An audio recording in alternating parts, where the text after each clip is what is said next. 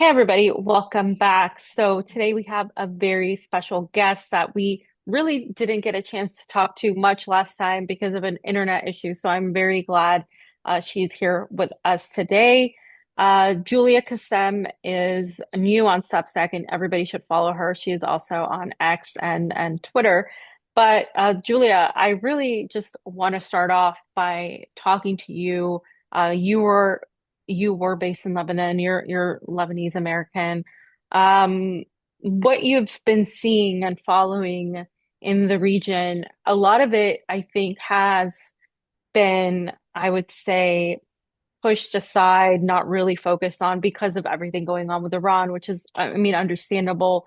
It is a major war, but there's been increasing attacks by Israel on Lebanon. They recently just attacked Beirut, the capital residential areas with heavy artillery. We know that they've been attacking infrastructure, bridges, schools, hospitals, and you've witnessed it, you've experienced it. I just want to hear what you saw and also how that's continued despite a supposed ceasefire.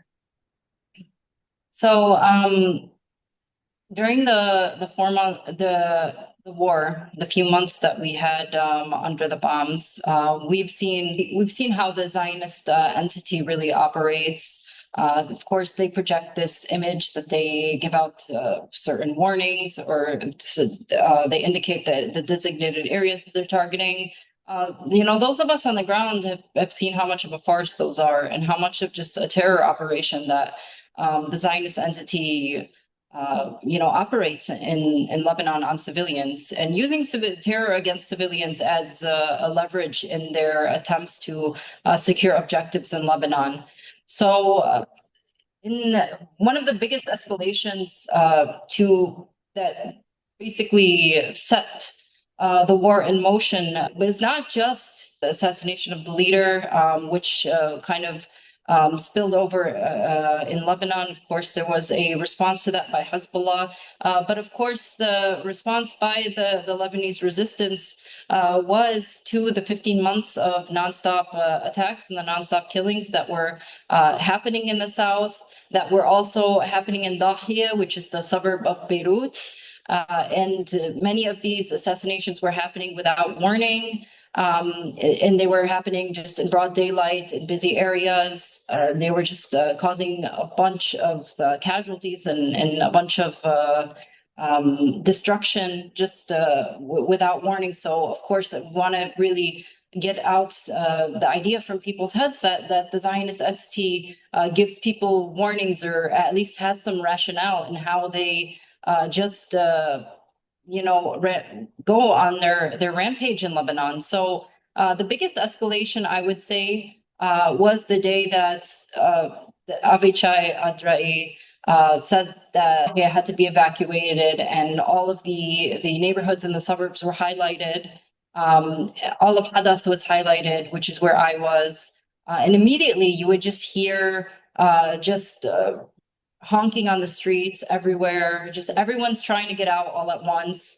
This is 2 days. This is, I believe, 2 days after the first bombings in Beirut took place at about 2:45 in the morning. After Hezbollah launched the six rocket attacks and drone attacks in response to the killing of the leader, and in response to the 15 months of nonstop killings by the Zionist entity. So 2 days later, or I believe actually days later, or it could have been even a week later. I forgot the exact amount of time that had passed.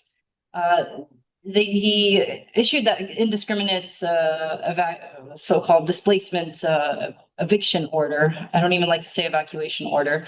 And that's when there was like a massive spill out from Dahia. That was a lot of panic on the streets. People were stuck on the road for hours and hours. And the whole objective of this was to, as they say, فوت عالم بالبعد, push people into different neighborhoods, cause a lot of tension, cause a lot of confusion, cause a lot of panic. And what we saw a lot during the war was the Zionist entity army doing exactly that. They were attacking displaced people in neighborhoods outside of Dahia, even as Dahia had been completely, almost completely cleared out. Of course, many people still stayed in the south. Many people still a few people still stayed in Dahia simply because, as we saw, there were pitching out tents in the streets along the Corniche because there it had been just the level of displacement had been so high that there wasn't any space to accommodate it. And of course, the Lebanese government is really one upping the U.S. and really putting this genocidal pressure on its own citizens. And of course, there was no assistance from them in this regard. So shelters, we heard that they were turning away people, even they were turning away men. And neighborhoods that were safe, like considered safe, like Babda or Hadath, where I was, the Christian side of Hadath, they were not allowing any displaced people to stay. So even we accommodated some displaced people. The municipality came in and basically kicked them out. They said they had to go. And from what I've heard, people were being questioned. So there was like a very tense civil war like civil strife like atmosphere. And this was stoked also by the Zionist and US backed media in Lebanon, like MTV, like This is Beirut. Let me give you an example. One of like 100 examples that I can give you was on the night that the Zionist entity drone bombed and murdered displaced people on the Corniche. I believe it was This is Beirut, which is also one of these US-backed outlets that parrot Zionist narratives in order to kind of fabricate civil strife. They had said that a mysterious car had passed before, like almost giving the justification for the Zionist attacks, saying that a mysterious car, implying that it was like a Hezbollah figure or something. So a lot of these outlets have been publishing straight up lies to justify their attacks. Another one was a source from Al Hadath, which is a Saudi newspaper. It had been spread also through MTV, which is a US-backed outlet run by the US lackey billionaire Gabriel Mor in here in Lebanon, and it has been just spreading so much Zionist civil war inciting trash. The example was after the April 8th massacres. This was a day after the ceasefire agreement between Iran and Lebanon, between Iran and the United States, when the Zionist entity had taken out its anger over the ceasefire and its anger over basically Iran imposing the terms of the ceasefire successfully on civilians in Lebanon. So they had committed that huge massacre, killed hundreds of mostly displaced people across the country, including many neighborhoods in West Beirut. And a story had come out from Al Hadath that was also boosted by MTV that the 20, I believe they said something like 80. It's a ridiculous story. Amal and Hezbollah commanders had been on a Zoom call plotting to overthrow the government, and they had been stopped by Israel's successful attack against them. So when you were going through certain neighborhoods, you're hearing this discourse of people saying, "Oh, like because I think I've explained this to you before, that there is a very big disparity of perception in Lebanon, which is class-based, which is politically separate. So you have people with a certain Western-oriented perspective that's fed through by these media narratives, and then you have people with a more anti-imperialist disposition who kind of see the reality. So the people that typically consume this media who have this like pro-Western disposition, we're saying, oh, like thankfully this plot this coup plot was stopped. Not really realizing that they're basically cheering on what was actually a massacre. The plot never happened. Obviously, even on MTV, on the website, they said that we couldn't independently verify this information. So Um, what I think what the hardest thing was during the war was not the bombs and the Israeli attacks themselves, but just how easily some people in the country could be manipulated into kind of supporting these kind of sectarian narratives that are intentionally being pushed by the U.S. and Israel in U.S. funded media in Lebanon. So the government of Nawaf Salam, his treachery. This guy has a history of just falling into imperial treachery, the plans of imperial treachery. This is a man who was backing the false U.S.-backed allegations of Syrian and Hezbollah involvement on the wave of assassinations in Lebanon during that sham trial post 2005. This is a man whose grandfather was involved in selling off lands to the Zionist entity, along with other bourgeois Beiruti families. And right now, there are reports in the closed door sessions of some Lebanese deputies from the pro-American ones that they're allegedly backing U.S. proposals to, deport Shias to Iraq. This is based off some reports that have been going around. So there's and this goes into like a history of this country that being designed for comprador rule, for U.S. rule, attempting at isolating the Shia. And this has a historical precedent. Like the first president, Bashar al-Khoury, there are reports, it's been written, that he described the Shias in the south as a problem area, and he was okay with annexing them off to the Zionist entity. So there has been a history of collaboration with the ruling classes in Lebanon that have been okay with the equation that's also implied in the April 16th agreement of selling off the south for Beirut. And this has emboldened the Zionist entity time and time again. And this is kind of the framework that they're trying to exert this pressure right now. As far as the bombings throughout the course of the war in Lebanon, you would hear anywhere across three types. They were either coming from the sea because of the U.S.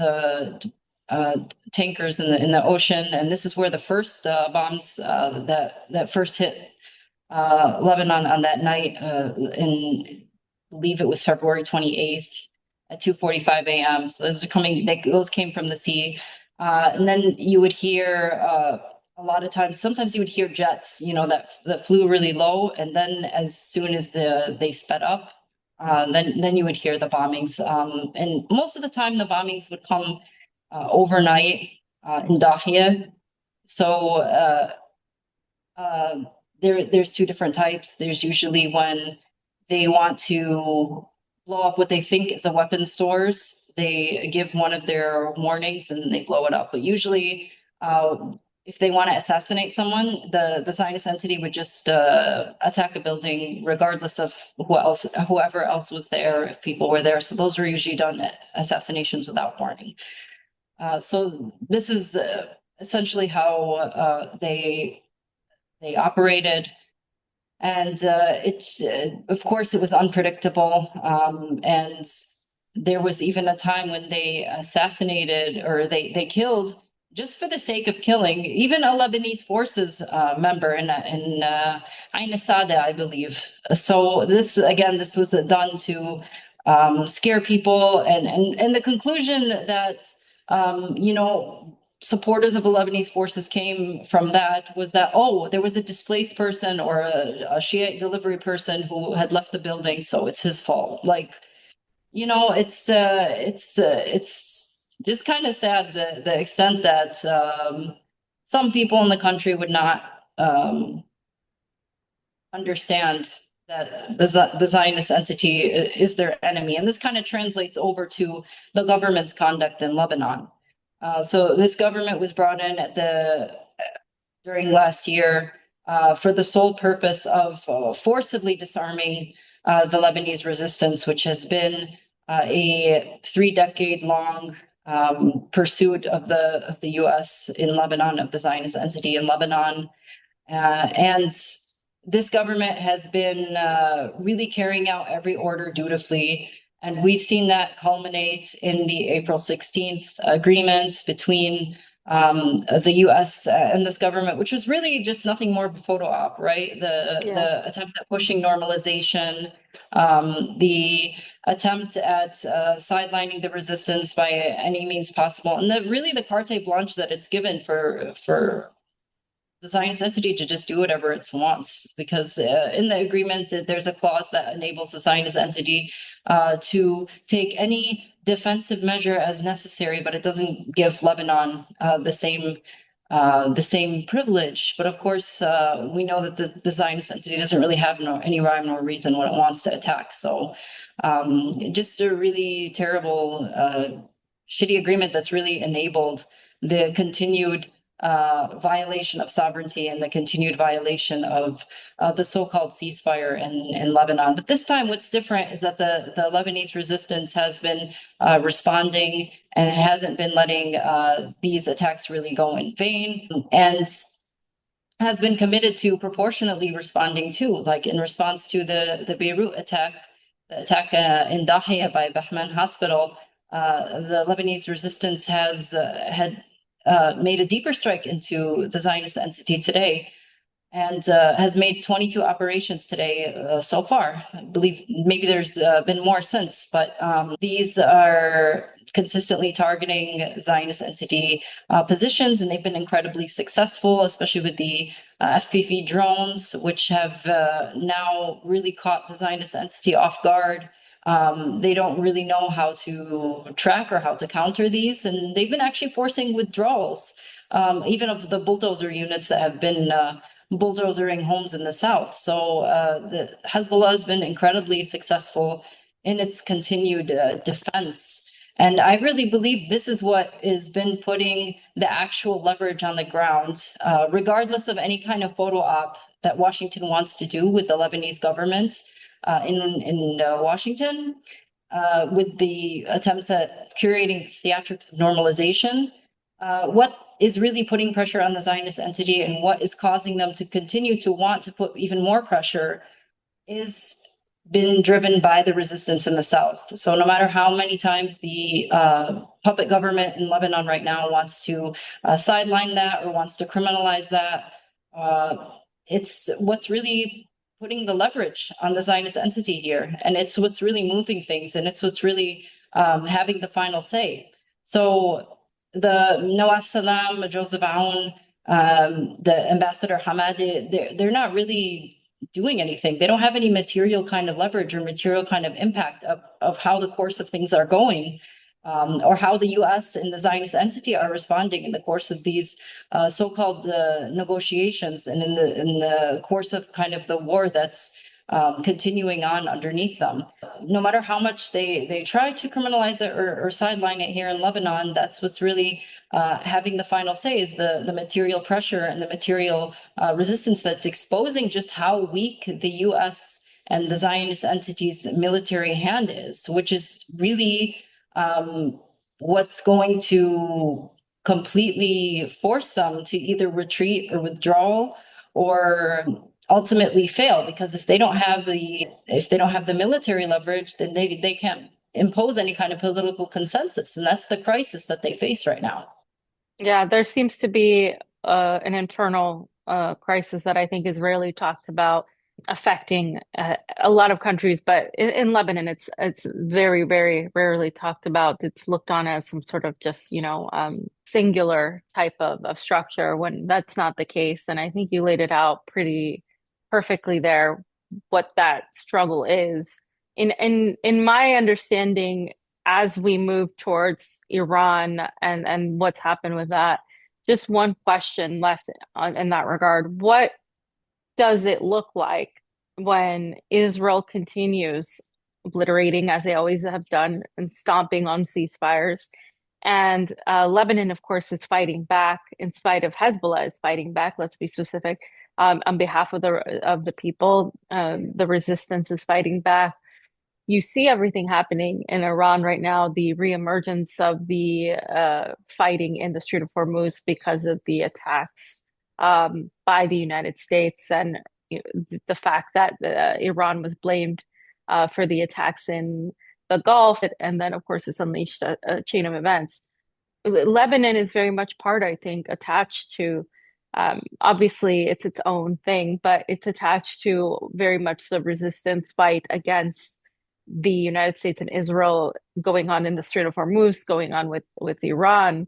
How does this basically end at all, right? I don't see this ending in any way for Lebanon because Israel will not stop. Israel doesn't just want north of the Litani River, they want everything. The end goal is clear. We've all known this to be true, that they want to take it all.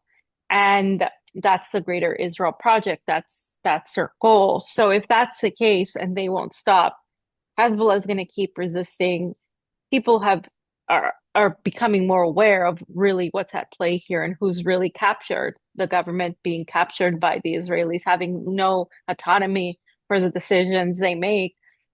Then isn't the war in Iran pretty much also tied to this factor? Because until Israel is stopped, essentially, and pushed out, this is just going to be an endless thing that continues, right? Like, what is the position of the end game here is just to really continue fighting until they're gone, right?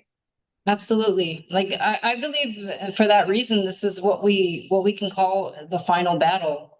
Because in Iran's case, we've seen with Iran, and this is why we weren't expecting really Iran to be show out as strong as it was, because Iran was basically letting itself, through my opinion, through a lot of like reformist administrative politicians over the last 30, 40 years, 30 years or so, letting itself be looped into cycles of fake negotiations and containment. And these cycles of fake negotiations and containment would always result in more sanctions, result in more soft war, result in more pressure. And then this kind of pressure would cycle into more discontent. And then this discontent cycles into, just this kind of endless loop. So I would say there was like an endless loop already kind of in place. And then, of course, in Lebanon's case, even though there was like a relative 20 years of relative deterrence with the Zionist entity. And even in that time, you had the spillover of the war in Syria in Lebanon. So we were kind of already trapped in a cycle in the region of cyclic U.S. Israeli aggression occurring through hybrid means in the region. But right now, it's kind of really reached a conclusion and reached a point where the U.S. and the Zionist entity can't back out of it because right now they've effectively lost their military upper hand in the region. It's very obvious with the US, and it's very obvious with the Zionist entity in South Lebanon, that they have lost their military leverage, their ability at basically holding a clear hegemony in the region. So this also means that they don't have any more political power, that it's backed up by nothing.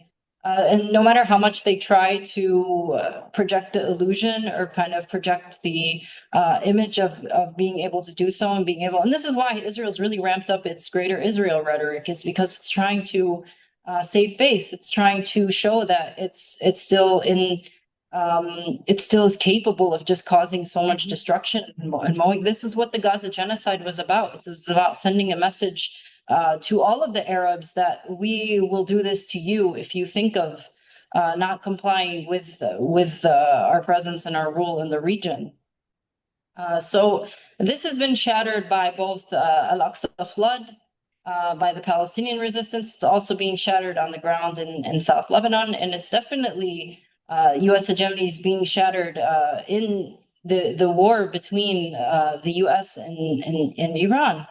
And this is why that these fronts between South Lebanon and between Iran are linked naturally, is because it's essentially kind of part of the greater overall recession and challenging of U.S. imperial hegemony. Israel has always been a manifestation of that, and it's always been an executive enforcer of that Western U.S. Brutality in West Asia. So that's why also the U.S. has put incredible pressure on the Lebanese government with Nawaf Salam following this dutifully to try to separate the Lebanese front from the Iranian front.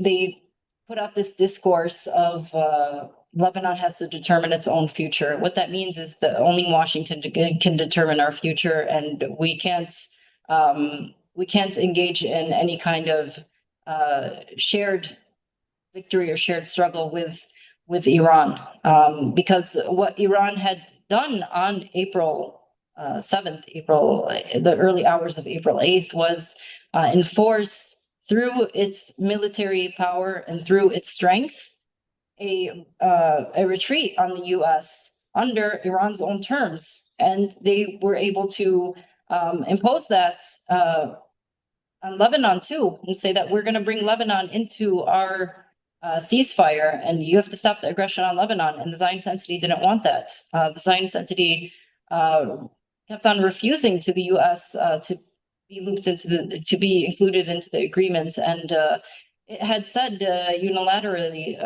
first. It said on its own that it's not part of the agreement. They had declared that themselves, and the U.S. kind of just went along with it.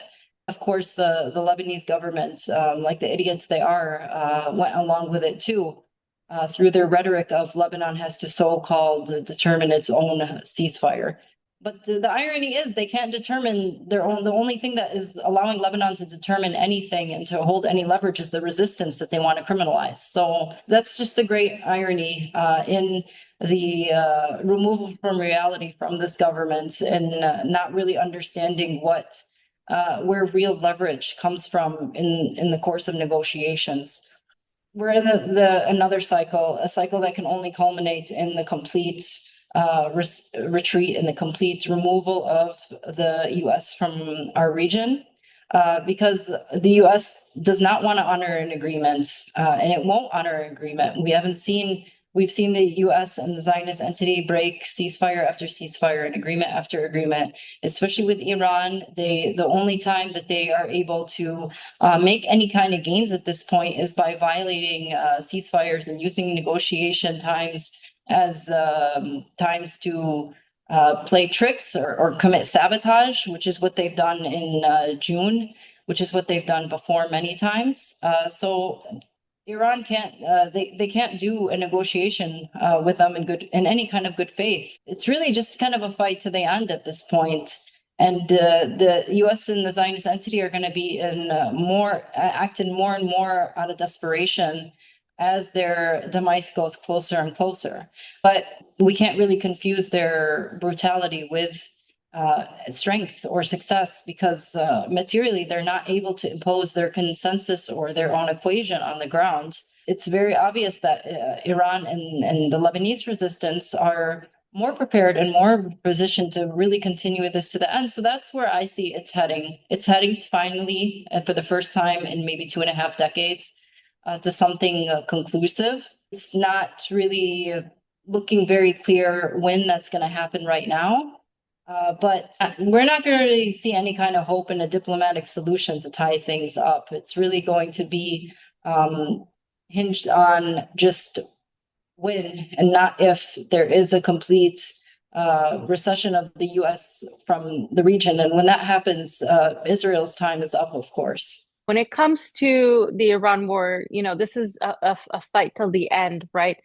For Iran, it absolutely is, because one of the things the United States wants is for them to stop the production of uranium, for them to basically give up this idea of ever having nuclear weapons, even though Israel and others have nuclear weapons, and the United States clearly does, and they've been the ones to use them.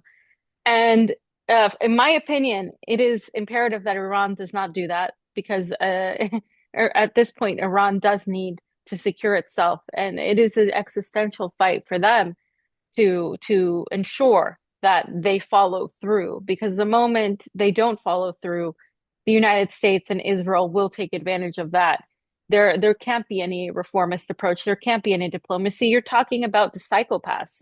This is something that I found people of the region, whether it's West Asia or Latin America, I found it so frustrating as an American too, that they trust in diplomacy with the likes of not just Donald Trump, but any sort of US politician and the military intelligence apparatus. That is to their detriment. I've seen Russia do it.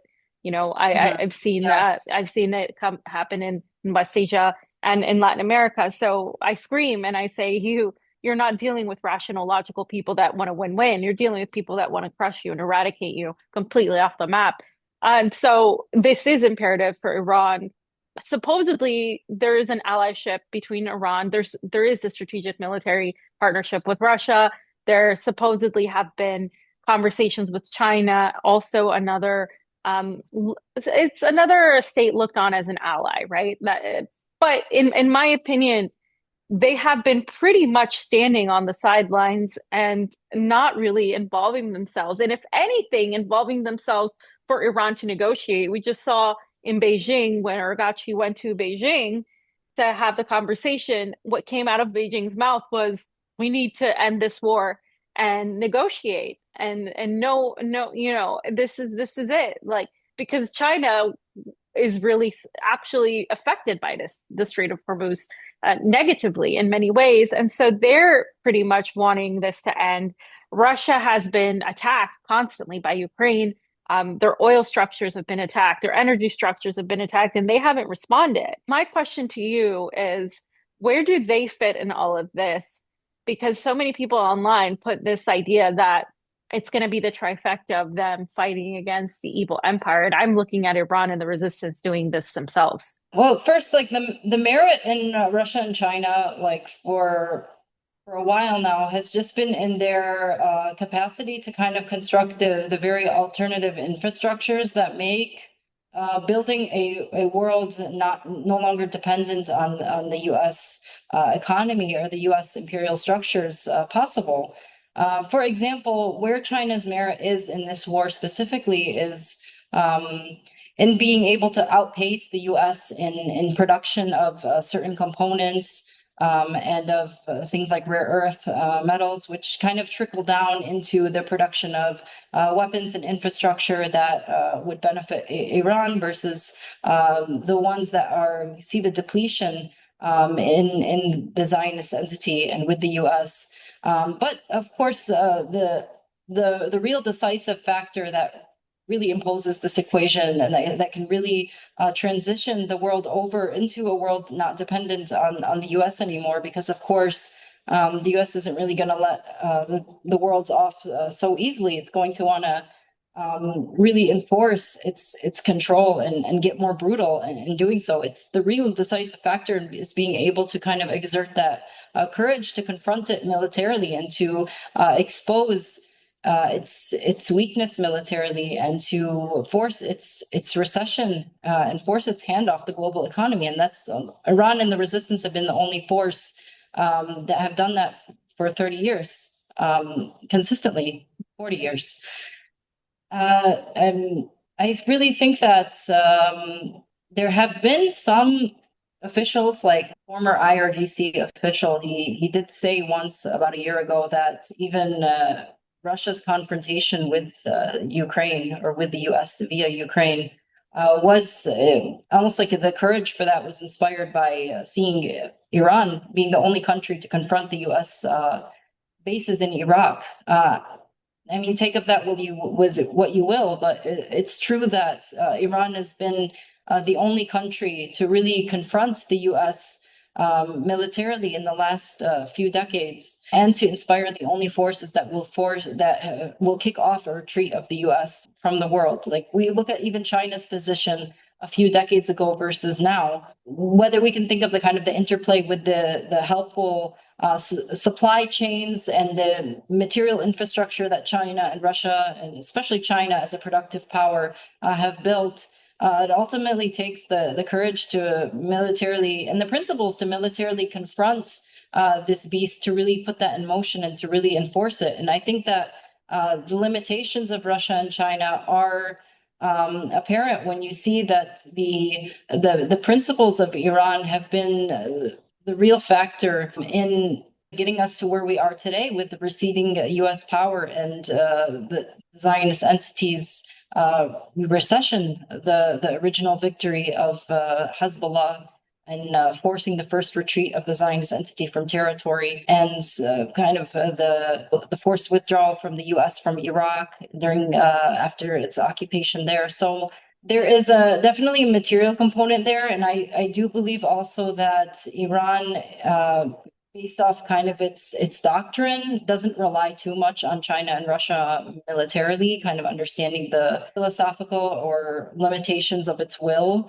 and being able to kind of Yeah. rely on them. But I also think that Iran really knows how to hone its strengths and to manipulate the US's weaknesses militarily at this point, to where they're not really relying or waiting too much on China and Russia. Like even in the context of the defense pact, I think that a big aspect of why there isn't a full-on mutual defense pact, I mean, the strategic pact, sorry, is because like people need to understand that this is first and foremost an economic, strategic, regional geostrategic pact. It's not a defense pact, and I think that Iran wants it to be like that. Of course, there was some people that were thinking that, oh, this is because Iran was under a reformist government. And that's not why. It's because of where Iran's understandings of Russia's limitations and being able to, rely on Russia in the context of what its threats are in West Asia, and it knows that there are limitations there. So I think that there's no real betrayal here because China and Russia are understand, Iran understands China and Russia's limitations. Like 15 years ago, during the when the U.S. first, when the U.S. put sanctions on Iran, China and Russia were actually backing those. So I think there has been some diplomatic progress in Russia and China and Iran's relationship, or Iran's relationship with China and Russia.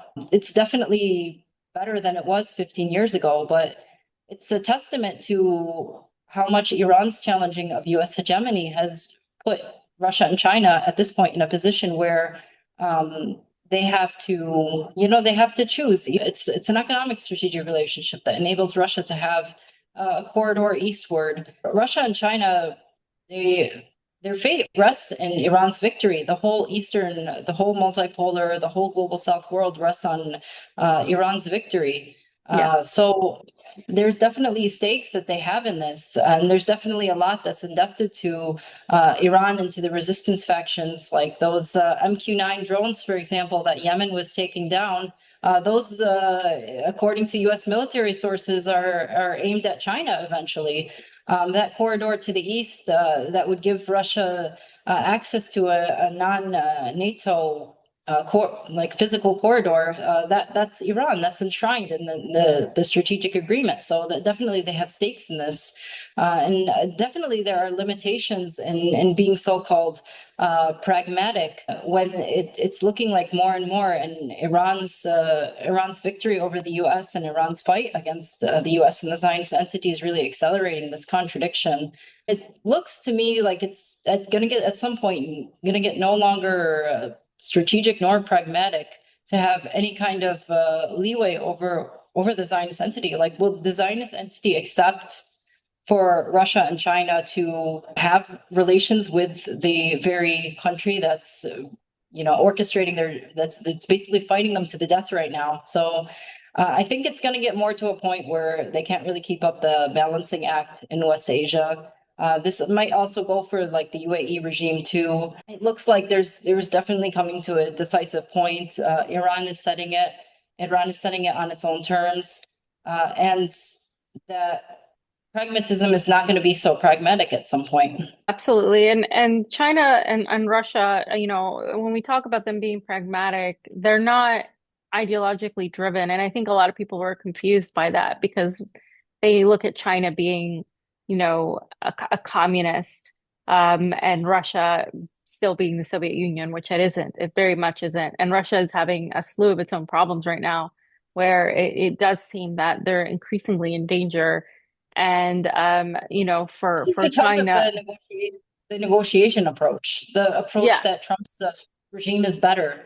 Not that the U.S. Cloaks itself in a different cosmetic appearance every 4 years in order to deceive countries that they want to reduce their power against, or that they want to fight eventually. Like this is something that's really been Mm, overlooked in the attempts of the Russian government to really yeah. approach the US this way. Yeah, again, it's frustrating to see that. And it's put itself in a position where, there's a constant attacks on Russia right now. And there's very, absolutely, it's not like it was 2 years ago. Things have actually declined for Russia. And I think they're in a very precarious position as well. It would be very nice to see them, join Iran in a way, even if so ideologically so, even if it's just, all right, well, we're going to do our part. And it would be nice to see China do the same. But ultimately, when I look at these two other countries, they're not ideologically driven. They're driven more so by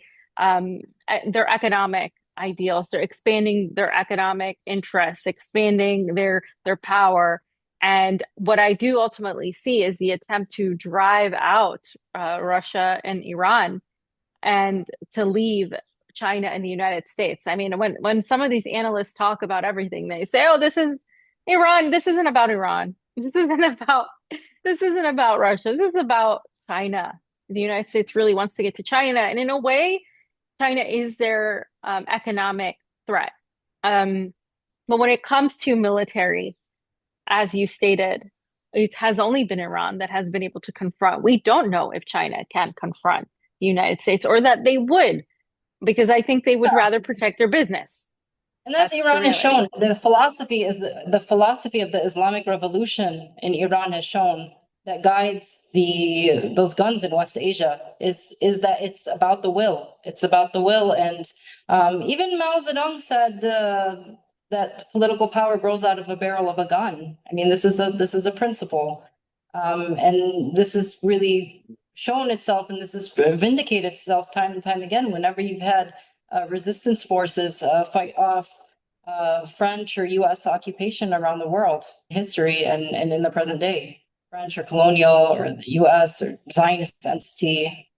And I mean, even in the days of the Soviet Union, there was a level of pragmatism, especially during the post-Khrushchev years with the détente.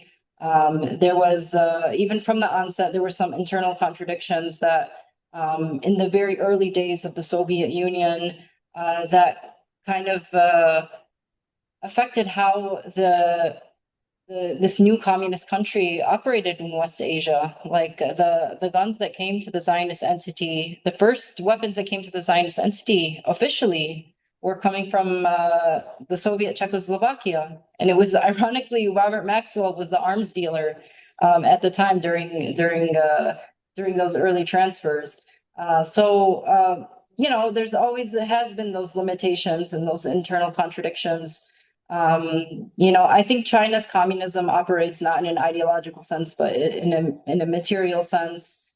And I think that ironically, it's Iran that through its will is accelerating those and expanding those contradictions that will affect how the China and Russia, whether they like it or not, has to engage with the U.S. and how they're going to have to respond to this added pressure, the pressure that we're seeing on the battlefield in Russia, and that the economic pressure and the economic contention that is going to increase as the U.S. Will lose more and more to China in a material sense when we're talking about global value chains. But of course, this battle is ultimately waged by Iran. I also don't like the discourse that it's actually China's battle that they're working through Iran's hands. Like, no, Iran and West Asia have been consistently been the only forces that have dared to confront US hegemony. China 30, 40 years ago, I mean, it was basically America's sweatshop in the 70s. Whether you want to argue that this was kind of broken with the rise of resistance forces that have maybe put the rest of the world in a different position and now are putting it in a more of a position of strength against the forces of imperialism and occupation. I mean, whether you argue or not how that really elapses, or if it's like purely a equation of value chains and of material scale and power, we can't deny that it is the resistance forces in West Asia and the resistance that has grown out of the Islamic Revolution that have instilled the first principles that have successfully fought off the U.S. military hegemony and are contributing to its economic decline that is making multipolarity possible. And it's kind of an interplay where the will to confront the forces of imperialism are what's going to have to what's going to be the only thing that will allow any kind of multipolarity to flourish. The U.S. is just going to keep on. It oscillates when it senses its power is challenged, or when its military force is challenged. It goes over to the negotiation table. Then it deceives at the negotiation table, which is what we've seen in Russia right now, and we've seen in Iran time and time again. The U.S.'s imperialism is relentless. So the great takeaway from the war with Iran is that you just have to confront it. You can't have any kind of leeway with it. Absolutely. It must be confronted because otherwise it's just going to continue to spread. And ultimately, I think Iran is showing the world that this has to be the way. The resistance is showing the world this has to be the way because if it isn't this way, we are going down a very dark path. If Iran falls, the entirety of the perception of what could be a multipolar world, what could be something that is another paradigm will fall too because there is nothing there to resist it except individuals. And you know, Iran's power has been the only one to really be able to confront that. We're not going to see that coming from China or Russia. We're not going to see that, at least not in the way things are being done right now. And so a lot of it rests on Iran. A lot for the world. They're fighting evil. They're fighting a bunch of psychopathic, criminal pedophiles as well. So this isn't an exaggeration. This is just where we're at. So I'm glad you were able to explain that a little bit more so from a perspective that most people are not used to hearing. So thank you, Julia. Let everybody know where they can find you right now at the moment, your work. Yeah, so my work is all over. I've written a lot for Press TV, Al Mayadeen English, Al Akhbar, so the typical resistance media channels in English and in Arabic. However, I've recently started a Substack. You can find me at Bint Mashkara, uh, Bint Bintmachghara. And on Twitter, you can just, find me at my username. My username is my name, JMeher, some numbers, but like you'll be able to find it too that way. Thank you, Julia, for coming on. And everybody, thank you for tuning in, and we'll see you all next time.